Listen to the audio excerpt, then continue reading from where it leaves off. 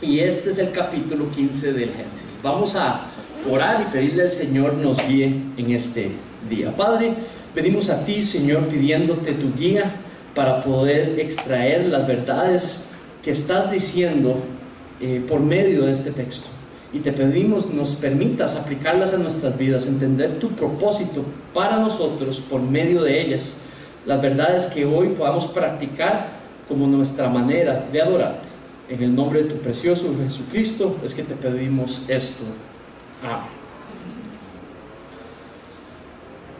El Dios de bendición en este texto se manifiesta por medio del poder de su gracia.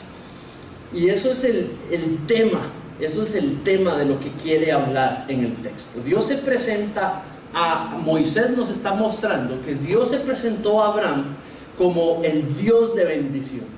Capítulo 13, capítulo 14, Dios le había prometido a Abraham, y lo hemos estudiado aquí, le prometió bendecirlo, pero lo prometió bendecirlo para que fuera al mismo tiempo bendición para otros.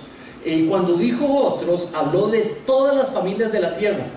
O sea, la bendición que le otorgaría a Abraham sería no solamente una para ser disfrutada, pero también para ser compartida, y de alguna manera esa bendición dada a él sería de impacto y de bendición, dice literalmente el texto, todas las familias de la tierra. Y en ese momento, cuando estuvimos estudiando este texto hace varios meses, estudiamos que esa bendición tenía que ver con el cumplimiento de la gran promesa de bendición que Dios había hecho en los primeros 15, 14 capítulos del Génesis, y es que echaría para atrás los efectos del pecado sobre la humanidad. Un descendiente de la mujer, un descendiente futuro de la mujer, de Eva, le estriparía la cabeza a un descendiente de la serpiente. Y con eso, figurativamente, lo que está queriendo decir es echando para atrás los efectos que la serpiente había logrado por medio del engaño a Adán y a Eva. Entonces, el cumplimiento de esa promesa, la llegada de nuestro Señor Jesucristo, el Salvador, evento precioso que estamos por celebrar en todo este mes, el nacimiento, el inicio, la llegada del cumplimiento de la promesa por medio del nacimiento de nuestro Señor Jesucristo. Lo que estamos celebrando es hoy y en diciembre es mucho más que simplemente familia. Eso es pequeño. Celebramos mucho más, que es el compartimiento de regalos. Eso es pequeño. Lo que realmente celebramos los creyentes es que Cristo hizo posible, el Señor envió a su Hijo para hacer posible nuestra redención y bendecirnos de la mayor manera que pudo habernos bendecido. Ese es el centro de celebración del hogar cristiano en Navidad. El nacimiento del Hijo, el nacimiento del niño que trajo la redención al mundo. Entonces, lo que estamos hablando ahora en este capítulo 15 específicamente es que el Dios de bendición, el que ha dado la promesa de bendición, habla que quiere hacer cosas preciosas, maravillosas, utilizando la fe madura del creyente. En este caso, la fe madura de Abraham. Capítulo 15, no vemos la práctica de la fe madura de Abraham. Capítulo 16, la próxima semana no vamos a ver la práctica de la fe madura de Abraham y de Sara. Vamos a ver todo lo contrario. En estos dos capítulos lo que vemos ahí es una fe inmadura, inestable, que pasa de arriba y para abajo. Aquí está baja. En el capítulo 16, Sara se va a reír. Sara va a no creer la promesa de bendición que Dios les había dado. Entonces son ejemplos de fe inmadura, y nos deja entender que lo que Dios aspira, lo que Dios desea de nosotros es la práctica de una fe madura. Y lo que vamos a ver aquí es que Dios poderosamente puede y quiere actuar por medio de la fe madura que nosotros practicamos. Entonces, el Dios de bendición en nuestro texto desea hacer cosas maravillosas por medio de una fe madura en la palabra que Él ha dado. Los creyentes tenemos la revelación de la palabra de Dios, y dentro de esa palabra tenemos sus promesas para con nosotros. Y Dios puede utilizar nuestra fe en esas promesas, en esas palabras de promesa entregadas a nosotros, la iglesia, para trabajar por medio de esa fe de una manera poderosa, no solamente en nuestras vidas, pero también en las vidas de aquellos alrededor. ¿Tiene sentido?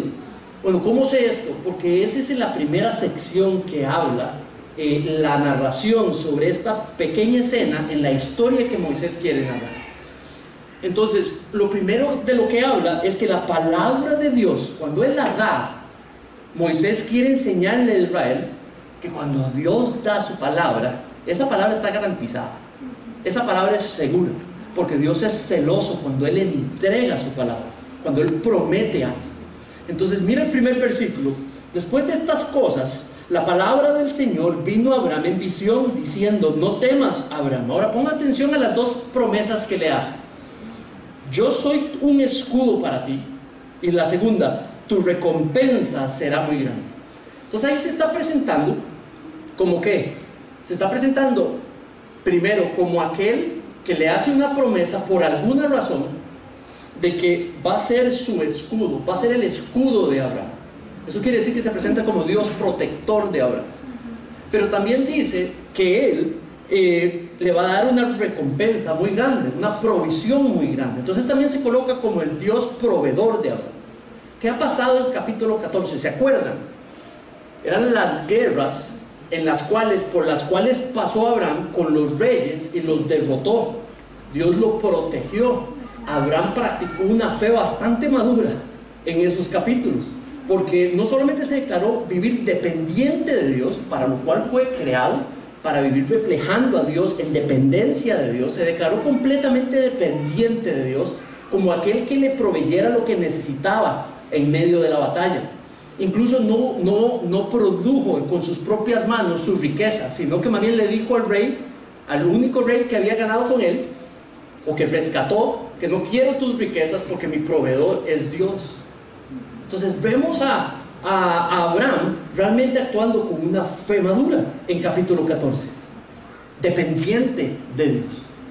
Pero por supuesto que después, ¿qué pasa? Después de haberle ganado a esos reyes no van a quedar muy contentos, ¿verdad? Entonces cuando Abraham regresa a la tierra que Dios le pidió que estuviese en, entonces va a necesitar una protección, y Dios le da una promesa de protección. Pero también Abraham iba a necesitar provisión. Mira lo que dice el versículo 2. Y Abraham dijo: oh Señor, ¿qué me darás, puesto que yo estoy sin hijos y el heredero de mi casa es Eliezer de Damasco? Sin antes meterme en este versículo, lo que quiero nada más notar es que si hay algo que esperaba Abraham, era el cumplimiento de la promesa que Dios le había hecho, y era un hijo. Estaba en su corazón. Entonces, si bien era una promesa, Dios no le dijo el tiempo, pero lo que sí Dios le prometió para que pudiera vivir su fe, era que iba a ser su proveedor, proveedor de lo que le había prometido, proveedor de lo que él necesitaba. Entonces Dios sí se presenta aquí como el Dios que puede bendecir y quiere bendecir a Abraham, como el Dios de bendición. Pero lo que demanda de Abraham es fe. No una fe inconsistente, no una fe que vacile, no una fe superior a una fe inmadura, una fe que sea constante, una fe que se muestre en las circunstancias cuando sea invitado o demandado que obedezca al Señor, que actúe como Dios espera, que siga la voluntad de Dios. Esa es una fe madura. No es una fe perfecta la que Dios le está pidiendo. Le está pidiendo una fe madura, una fe sincera. Entonces, fe es lo que el Señor espera en Abraham. Ahora mira una fe inmadura hablando. Dice Abraham, y de nuevo lo vuelvo a leer: oh Señor, ¿qué me darás, puesto que yo estoy sin hijos y el heredero de mi casa es Eliezer de Damasco? Entonces le está diciendo: Señor, yo esperaba que me hubieras cumplido lo que me prometiste, pero no te das cuenta que así como vamos, lo que va a suceder es que este tipo es el que va a quedar como mi heredero, y ni siquiera es hijo mío. Esto es un lamento, pero esto es una queja, ¿verdad? Y está trastabillando, está tambaleándose en mantener su fe fuerte sobre que Dios va a cumplir lo que le prometió. Entonces aquí lo que tienes es una expresión de una fe que está débil, no una fe perfecta, no una fe que no trastibillea, que no se derrumba. Todo lo contrario, hace la pregunta a Dios. Ahora, lo que sí podemos ver es que Dios espera una fe distinta a la que está practicando Abraham. Espera una fe superior. De hecho, una fe superior que ha practicado en otros momentos. ¿Saben? La fe de Abraham no será una fe perfecta, pero es fe. Hemos visto a Abraham escuchar una voz y dejarlo todo con los suyos para salir en pos de la obediencia de Dios. Inmediatamente después lo vimos hacer levantar en capítulo 13 y 14, levantar altares en tierra hostil a la fe de él para proclamar alabanza a Dios en medio de gente que no lo adora. Lo vemos con gran fe.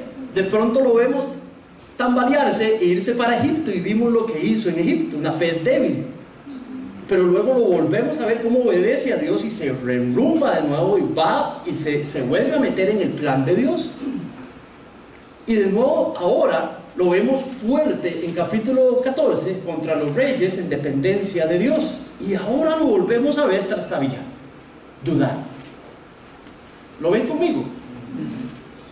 Bueno, el punto es que en este capítulo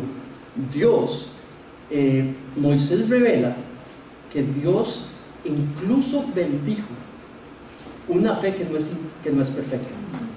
Dios se manifestó poderosamente por medio de una fe imperfecta. No lo hizo de acuerdo al estándar y calificación de esa fe. Simplemente evaluó de que era una fe genuina y sincera, imperfecta, débil pero sincera, en una nota final, una real, genuina. Y dice que Dios proveyó su bendición. Y eso nos deja un poco de paz, porque si usted valora su fe y la mía, no son fe perfecta. Ni usted ni yo caminamos en una fe perfecta. Y aún así Dios, de su gracia, se manifiesta en la vida de aquellos que practicamos una fe sincera y genuina, pero imperfecta. Una que a veces se trastabillea y que tiembla y duda, pero una que se mantiene porque es sincera y genuina, pero no perfecta. Y Dios bendice, trae su bendición a la fe real, a la fe sincera, no a la que espera que sea perfecta. ¿Tiene sentido? Realmente Dios puede utilizar para hacer cosas maravillosas la fe imperfecta que es genuina y real.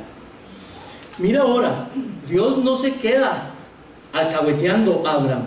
Dios corrige la fe débil, momentánea de Abraham. Mira el versículo 3, el versículo 4. Pero la palabra del Señor vino a él diciendo: tu heredero no va a ser ese.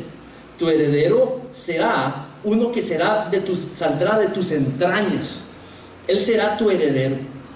Corrige la aseveración y la duda de Abraham. No lo vemos disciplinándolo con un castigo, lo vemos disciplinando, corrigiendo la expresión de una fe débil, sino que más bien lo que hace es corregirla.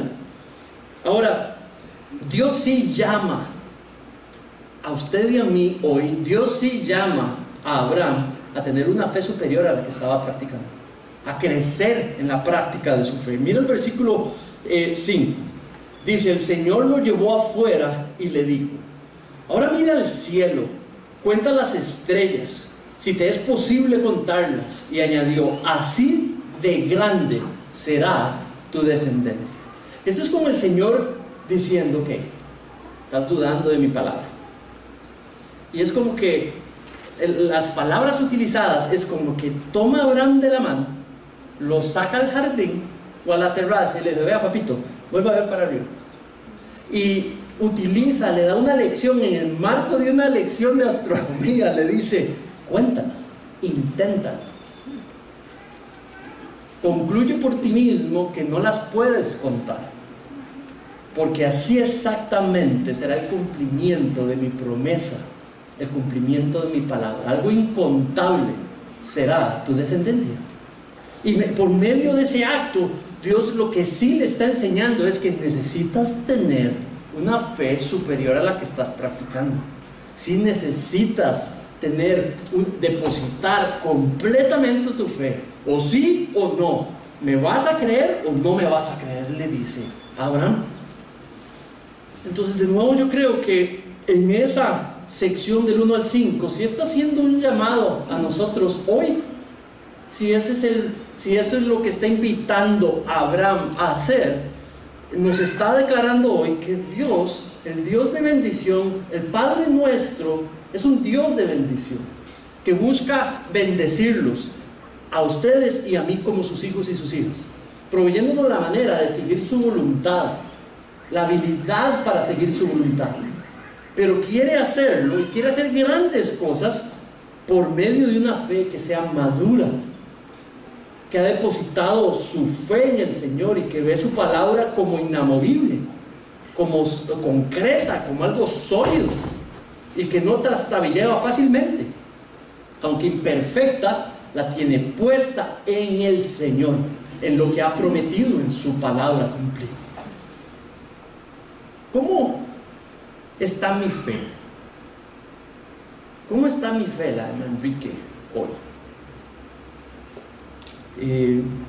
Realmente estoy mostrando que tengo un deseo por practicar una fe superior a la que tengo, una fe madura. He dado por sentado que está bien con la fe que tengo, o debo de volver mi fe más robusta, más clara, más decidida. ¿Cómo está tu fe? ¿Crees en un Dios de bendición y que puede realmente hacer cosas maravillosas por medio de una fe robusta y madura? ¿Cómo ve Dios tu fe hoy? ¿Cómo está tu fe hoy? Estamos empezando diciembre, y ¿qué es lo que te preocupa? ¿Qué es lo que roba tu paz? ¿Qué es lo que realmente está generando tu paz? ¿Es el Señor de bendición? ¿Es el Dios de bendición el que es la fuente de tu paz? ¿O es algo que debiese de suceder en diciembre o el próximo año, o algo que te está afectando? Esta creo que es la manera en la que Moisés está retando a Israel, hace que se cuestione la madurez de su fe y a que deposite su confianza plena en el Dios de bendición que les ha dado promesas que va a cumplir. Pues igualmente es a la iglesia hoy. Dios le ha prometido preciosas verdades a la iglesia hoy, y por medio de esas verdades vamos a ver el poder de su gracia trabajar en ellas para su gloria. Ahora, también el Señor asigna su justicia de su gracia.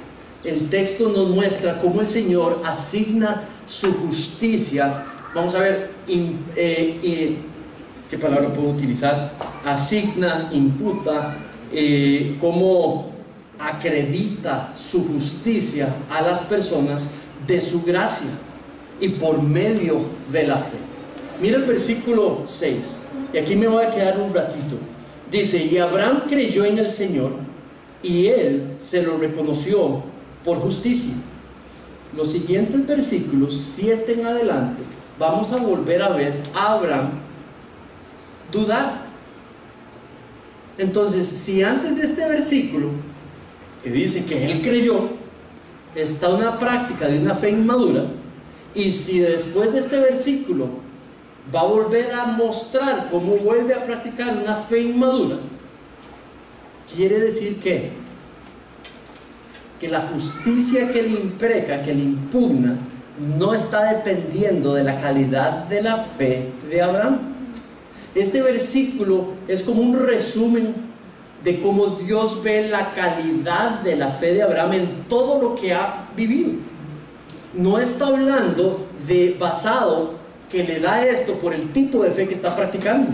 O sea, la fe de Abraham no tiene un rol para producir, para hacer que se amerite, para que sea un mérito, porque lo que estamos es una declaración en el marco de una fe débil. Esta es una declaración general de que Dios ve una fe verdadera, sincera, pero imperfecta. El versículo dice muy claramente que dice, Abraham creyó. Eso, la palabra creer, es importante definirla. Esto es depositar confianza. Esto es depositar la confianza del futuro de uno, de la vida de uno en Dios. Cuando habla de creer, está hablando no de que Abraham tiene una fe perfecta, pero que es una fe sincera a los ojos de Dios. Es lo que ha mostrado en el compendio completo de su vida, desde que Dios empezó a hablar a Abraham. Ahí no hay ninguna acción de Abraham que le acredite la justicia sobre él. No es la fe como obra que puede hacer que Dios entonces se incline hacia Abraham. Porque realmente la fe que se está mostrando en el capítulo 15 es terrible. Entonces hay otra fuente, hay algo más que es lo que está moviendo el favor de Dios hacia Abraham. Mira la segunda parte, dice, Abraham creyó en el Señor y él se lo reconoció por justicia. ¿Qué es justicia? Para tratar de entender esos dos elementos. Entonces, número uno, creyó y le dice que le reconoce la fe como justicia.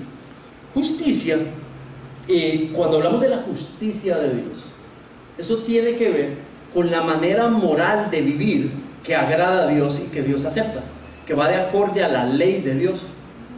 La vida moral, la conducta moral, el comportamiento moral que obedece al 100% la ley de Dios. Eso es la justicia de Dios. Ahora, ¿por qué eso? Porque Dios es justicia. Dios es justicia. Dios actúa exactamente como de acorde a su voluntad y es perfecto. De hecho, es recto, es justo, porque todo lo que hace es de acorde a su justicia, a su voluntad. Entonces Dios espera que nosotros podamos vivir de acorde a su justicia. Pero ¿qué es lo que hemos aprendido en el Nuevo Testamento? De que ninguno ha podido vivir de acorde a su justicia. Todos hemos quebrado la ley. Nos llamamos pecadores, ¿cierto? Entonces dice que Él le asigna su justicia. Entonces no puede ser por alguna obra de Abraham, no puede ser por la fe meritoria de Abraham. Es de la gracia de Dios que le asigna su justicia. Si justicia es una manera de vivir de acorde a la voluntad de Dios, eso es un regalo de Dios, porque Abraham no lo vive. Abraham no vive con ese estándar, y aún así Dios lo ve como si sí lo viviera, al estándar perfecto de Dios. Entonces le da algo que no se merece, algo que no cumple. Entonces, ¿cómo es que llegó a él?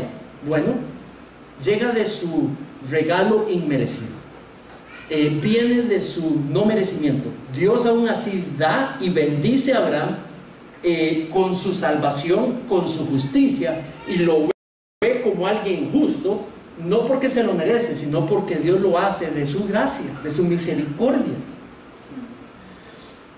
Ahora, el Nuevo Testamento nos confirma esto. El Nuevo Testamento nos confirma de que tanto Santiago como Pablo volvieron a estudiar a Abraham y le asignaron la razón por la cual Dios lo justificó, no la fe de Abraham como una obra, sino la fe de Abraham como un instrumento para poder entregar algo que no se merecía. No lo va a hacer a través de alguien que no cree, lo va a hacer a alguien que cree, tal vez de manera imperfecta, pero cree genuinamente. Tiene una fe que a veces duda, que a veces trastabillea, pero que se mantiene y persevera. Y lo que hace es que utiliza esa fe como un instrumento para hacer llegar a algo que no se merece, y es la justificación a los ojos de Dios. A pesar de que hemos quebrado la ley de Dios, a pesar de que no podemos cumplir la ley de Dios. Y eso se llama gracia, es la expresión de la gracia. Mira un primer pasaje, y dice así: porque si Abraham, este es Pablo interpretando este versículo 15:6 y dice, porque si Abraham fue justificado por las obras, digamos, su fe, la gran fe que practicó, o cualquier buena obra que pudo haber hecho, tiene de qué jactarse, pero no para con Dios. Esa frase lo que está diciendo es que no hay obra que Abraham haya hecho o que hizo que le pudiera generar mérito frente a Dios. Luego dice, porque ¿qué dice la Escritura? Y creyó Abraham a Dios y le fue contado por justicia. Está citando nuestro versículo. Entonces dice que no son las obras de Abraham ni la fe de Abraham como obra, pero el instrumento fue la fe sincera y verdadera de Abraham, aunque imperfecta. Y que fue realmente esa, solo un instrumento, pero de la gracia de Dios, de la cual vino la justicia. Ahora miren versículo 14, dice, ahora bien, el que trabaja, el salario, no se lo cuenta como favor, sino como deuda. Pero el que no trabaja, refiriéndose a Abraham, pero cree en aquel de que justifica al impío, su fe le es contada por justicia. Abraham es considerado en ese pasaje por Pablo como un pecador, como alguien que no vivía al estándar perfecto de Dios, pero que sí tenía una fe verdadera y sincera, una fe que perseveraba. No era una fe perfecta, pero era una fe agradable a los ojos de Dios. Eso no le contó por obra, Dios la utilizó para expresar el poder de su gracia y otorgarle la salvación. ¿Lo ven? ¿Verdad? Dice que justifica al impío. Entonces Pablo está diciendo cómo funciona hoy la gracia preciosa de Dios, la promesa de bendición de Dios. La otorga utilizando la fe en Cristo, en la obra de Cristo, y otorga su bendición por medio de esa fe en lo que Cristo vino a hacer en nuestro lugar. No porque nos merezcamos algo, pero por la obra que hizo Cristo. Y cuando nuestra fe es genuina en eso, Dios expresa su gracia, su merecido favor y nos regala salvación. Viene a morar a nuestras vidas y empieza a trabajar por ellas, no por mérito, usando nuestra fe para la gloria de Dios. Ahora mira también, no solamente en esa sección, pero mira esta es como la confirmación. Dice el mismo pasaje, como también David habla de la bendición que viene sobre el hombre a quien Dios atribuye justicia aparte de las obras. Entonces en nuestro capítulo 15 las obras de Abraham no fueron la fe de Abraham lo que torció el brazo de Dios para verlo como justo, sino que dice que fue la fe. Luego llega y cita a David y dice, bienaventurados aquellos cuyas iniquidades han sido perdonadas, cuyos pecados han sido cubiertos. Bienaventurado el hombre cuyo pecado el Señor no toma en cuenta. ¿Saben? Y eso lo que muestra es que Pablo está confesando que hoy como funciona el otorgamiento de la gracia de Dios, favor no merecido, es usando instrumentalmente la fe y de la creencia genuina de que Cristo murió en la cruz en nuestro lugar para nuestra salvación. Él imputa la justicia de Dios en esa persona creyente, en esa obra, en esa persona. Y entonces Dios lo ve como alguien que sí sigue el estándar de Dios, aunque no lo sigue, porque lo hace es que lo que ve es la obra de Cristo que Él mismo impulsó. ¿Tiene sentido? Esta maravillosa verdad es lo que celebramos en Navidad. Esa maravillosa verdad es lo que significa un niño en un pesebre. El detalle, ese pequeño detalle no es importante. El detalle es la obra que ese niño hizo cuando se volvió adulto. El detalle es la crucifixión, es la salvación, es la resurrección, es la ascensión. Y esa es nuestra gran celebración hoy.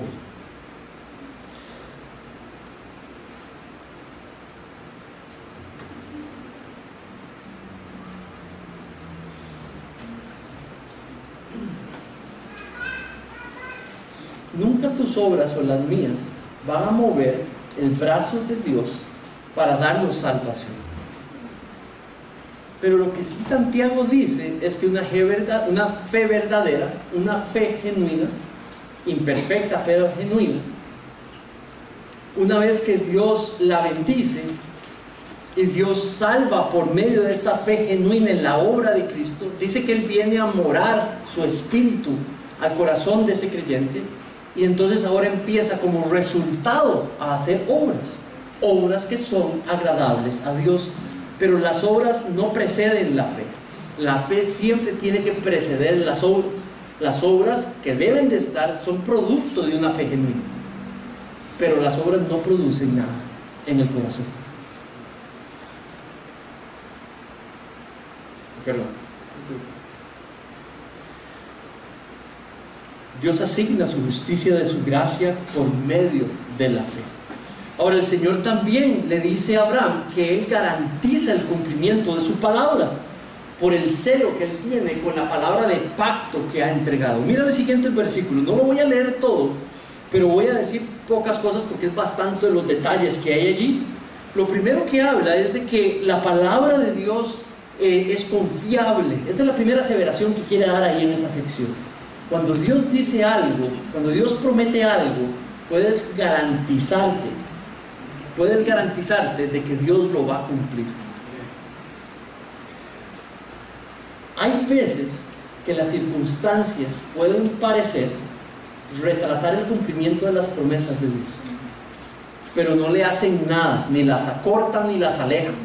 El tiempo de las promesas, el cumplimiento de las promesas de Dios está establecido cuando Dios ejecuta el cumplimiento de esas distintas promesas en nuestras vidas.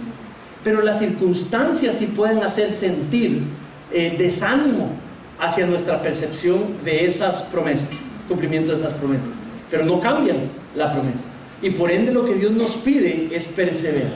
Mira cómo empieza a describir, dice en el 7, y le dijo: yo soy el Señor que te saqué de Ur, de los caldeos, para darte la tierra para que la poseas. Ahí le vuelve a repetir que Él le ha prometido tierra, le ha prometido descendencia y le ha prometido tierra, y le dice: tenga fe, persevere en la fe. Y mira la respuesta en versículo 8. Entonces Abraham le preguntó: oh Dios, ¿cómo puedo yo saber que en verdad la voy a poseer? ¿Ves la pregunta? Es como que, ok, está bien, ya entendí. Sigues en eso de la promesa que me vas a dar tierra, y yo cómo puedo estar seguro que en verdad me lo vas a dar. Y eso es lo que le dice con esa pregunta, ¿verdad? Usted y yo somos idénticos. Yo soy idéntico. Yo tengo una fe genuina, yo lo sé, la he visto, y yo sé que Dios la tiene, la sabe, que la tengo. Yo he visto evidencia de su fe en ustedes, en muchos de ustedes, o casi en todos de ustedes, que es una fe genuina. Solo Dios conoce si es genuina verdaderamente o no. Ya cuando yo observo a otros, yo no puedo tener esa seguridad. Yo la puedo tener mayor seguridad en mí que en otros, como ustedes en ustedes mismos que en otros, y eso es natural. Pero yo sé que ustedes se han visto trastabillar, a pesar de que la sienten genuina, la ven genuina, y han dudado y siguen dudando, y yo también. Cuando viene un tiempo como diciembre, con todas sus cosas bellas y difíciles, porque también diciembre no es símbolo de felicidad siempre para todos, y no en todos momentos. Para algunos de nosotros es tiempo de sufrimiento, por las cosas que recuerdan, por las cosas que se han ido, o las cosas que se han perdido, porque estemos pasando una prueba específica en diciembre. El diciembre no es símbolo de felicidad para todo el mundo, pero puede ser razón de fe, expresión de fe, y por medio de esa fe Dios trabajar de manera preciosa y maravillosa por medio de esa fe en un diciembre, no importa qué. Dios ha prometido, por el celo que Él tiene con lo que promete, ha prometido cumplir su palabra en nuestras vidas. Pero a veces las circunstancias van a hacer que dudemos un poco del cumplimiento de esas promesas. Entonces miran el versículo 9, lo que empieza a aparecer. El Señor les respondió: tráeme un animal así, un animal asá, córtalos, ponlos ahí, ¿verdad? Y dice que los coloque de cierta manera. Entonces esto estamos hablando de un ritual de sacrificio a Dios, un ritual de adoración a Dios que le pide hacer. Y Abraham obedece y va y consigue cada una de estas piezas, que son de bastante valor en ese tiempo, y las corta y las coloca como Dios dijo.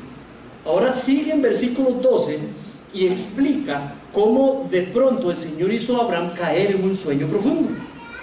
Y allí en el sueño le da una visión, algo que él va a recordar en el sueño, y le va a hablar por medio de ese sueño, en este caso específico.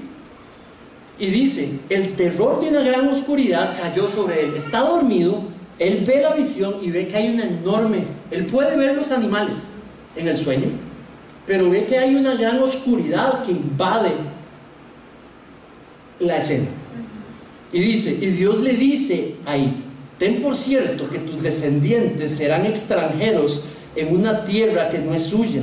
Le está diciendo: yo te voy a cumplir la promesa, porque es mi palabra, te la di, mi celo, la voy a cumplir. Sigue teniendo fe en que tendrás descendencia, de tus entrañas saldrá tu descendencia. Y dice: pero la voy a probar, la voy a pasar por sufrimiento. Antes del cumplimiento de la promesa de darte tierra, yo voy a pasarla por prueba a tu descendencia. Y dice: por 400 años serán esclavizados y oprimidos. Versículo 14: pero yo también voy a juzgar a la nación a la cual servirán, y después saldrán de allí con grandes riquezas.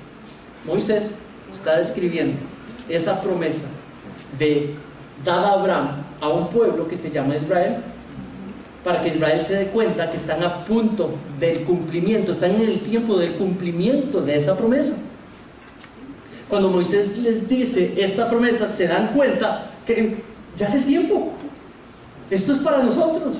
Y lo que hace es que levanta el ánimo de Israel, levanta la fe de Israel, porque está en el tiempo del cumplimiento de la promesa. Versículos más adelante hablan un poco de cómo en la cuarta generación, 16, ellos regresarán acá, porque hasta entonces no han llegado al colmo de la iniquidad de los amorreos.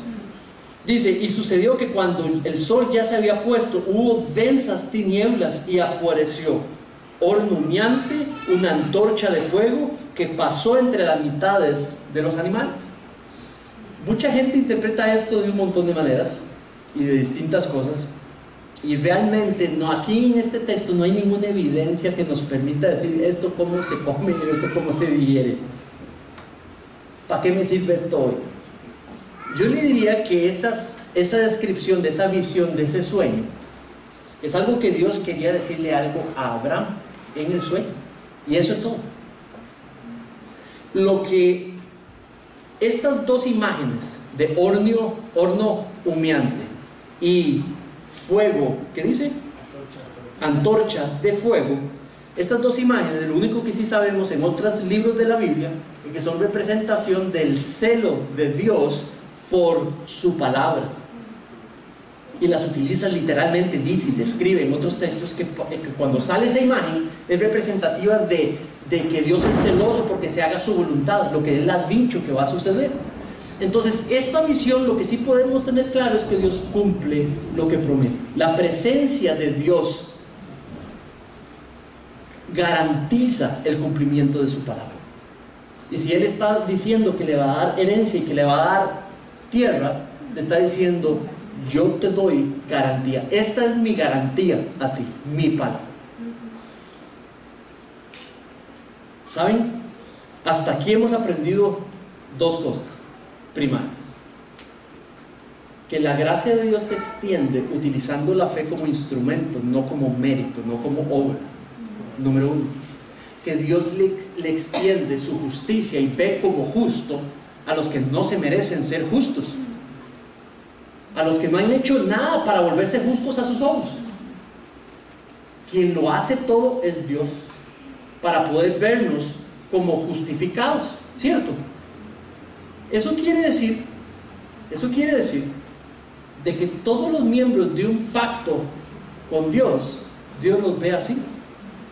Todo aquel que entra a un pacto con Dios, en el pacto de Dios, Dios lo ve como alguien a quien le imputa, le impregna, le aplica, le asigna su justicia sin merecerlo. Lo que hay que hacer es ser parte de ese pacto, nada más. ¿Tiene sentido? Lo que hay que hacer es pertenecer a ese pacto. Moisés no ha hecho nada para entrar en este pacto con Dios. Quien lo ha hecho es Dios, y lo inserta en este pacto. Y la bendición por recibir va a depender de la voluntad de Dios, de lo que Dios hace, de que cumpla su palabra, no de Moisés. Perdón, no de Abraham. Igualmente somos nosotros. Mira estos versículos. Hebreos 9:15 dice: por eso Cristo es el mediador de un nuevo pacto, a fin de que, habiendo tenido lugar una muerte, en ese texto, ¿qué tuvo lugar? La muerte de los animales, ¿verdad? En este nuevo pacto, que no es el mismo abrámico, que es el que está ejecutándose aquí, ¿verdad?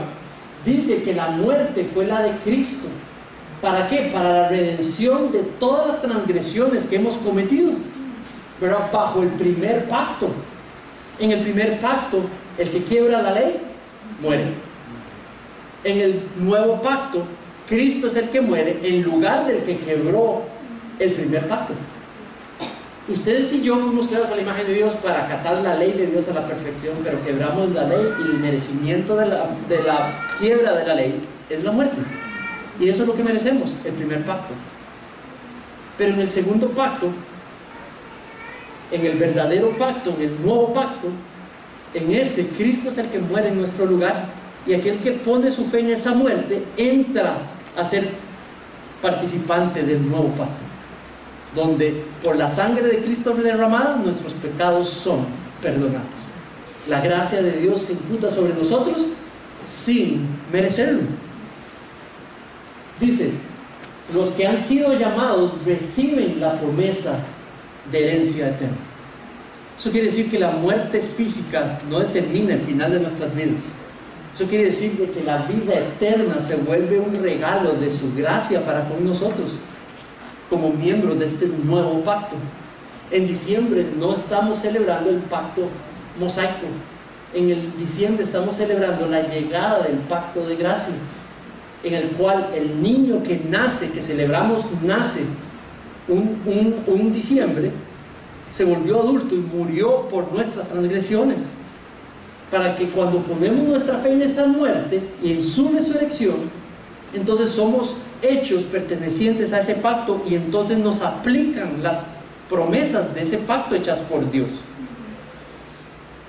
Mira, según de Pedro, el Señor no se tarda en cumplir su promesa.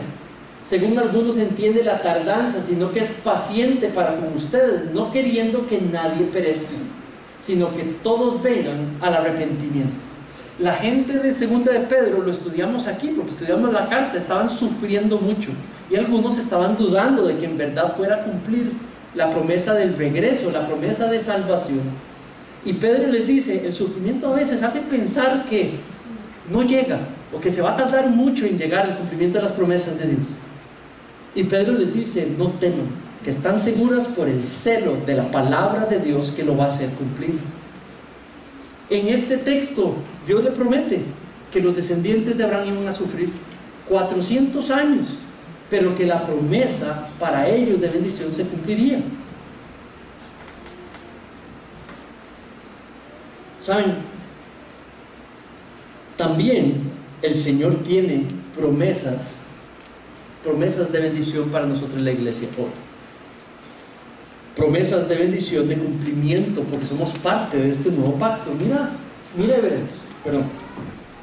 Dice: los sacerdotes anteriores eran más numerosos porque la muerte les impedía continuar, pero Jesús conserva su sacerdocio inmutable, puesto que permanece para siempre, por lo cual Él también es poderoso para salvar para siempre a los que por medio de Él se acercan a Dios, puesto que vive permanentemente para interceder por ellos.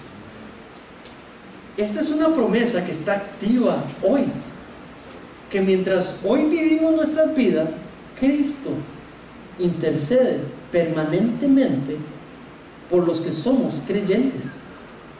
No importa cuál sea tu situación, las circunstancias que estás pasando hoy, Cristo está permanentemente sentado en su trono, intercediendo por nosotros los que hemos creído en su salvación. Ahora mira, Romanos, ¿quién acusará a los escogidos de Dios? Eso está diciendo que nuestra fe es imperfecta. A pesar de ser salvos, somos imperfectos. A veces cometemos errores. Nuestra vida no es perfecta, pero ¿quién nos puede acusar por nuestros errores? Y dice, Dios es el que justifica. ¿Quién es el que condena? Cristo Jesús es el que murió por nuestros pecados. Si más aún el que resucitó, el que además está a la diestra de Dios, Él también intercede por nosotros. ¿Quién nos puede separar del amor de Cristo? Y eso es una promesa que Dios celosamente cumple. Mientras intercede por nosotros hoy, dice que nada nos puede separar de su amor en Cristo por nosotros. El versículo amplía y dice, ¿quién nos separará del amor de Cristo? Las pruebas, la angustia, la persecución, el hambre, la desnudez, el peligro, la espada. Y dice, tal como está escrito, por causa tuya somos puestos a muertes todo el día. Somos considerados como ovejas para el matadero. Pero en todas estas cosas, las que acaba de mostrar, dice, somos más que vencedores por medio de aquel que nos amó. Y Pablo remata con esta frase, porque estoy convencido, la vida lo ha convencido, la experiencia de él lo ha convencido, de que ni la muerte, ni la vida, ni los ángeles, ni los principados, ni lo presente, ni porvenir, ni poderes, ni lo alto, ni lo profundo, ni ninguna otra cosa creada nos podrá separar del amor de Dios que es en Cristo Jesús, nuestro Señor. Esa es una promesa vigente para aquellos que por gracia nos insertó en el nuevo pacto. Los hijos y las hijas de Dios creyentes en la obra de Cristo hemos sido insertados en el nuevo pacto, y Dios le ha dado una promesa que cuida celosamente su cumplimiento de salvación para aquellos que somos creyentes en Cristo Jesús. Pero también ha prometido que mientras vivimos para su gloria, Él intercede por nosotros. Él está pendiente, involucrado en nuestras vidas e intercede por nosotros. Pero dice también que nada de lo que podamos pasar mientras Él regresa, nada de lo que podamos experimentar nos va a separar del amor de Cristo, del amor que Dios siente por nosotros. Esta iglesia puede ser probada. Esta iglesia puede pasar por sufrimiento. Esta iglesia puede pecar. Nada nos va a separar. Nada nos puede separar del amor que Cristo tiene por nosotros. Amén. Y esa es nuestra fe. Y esa es la idea y la verdad que celebramos en diciembre. Vamos a ver.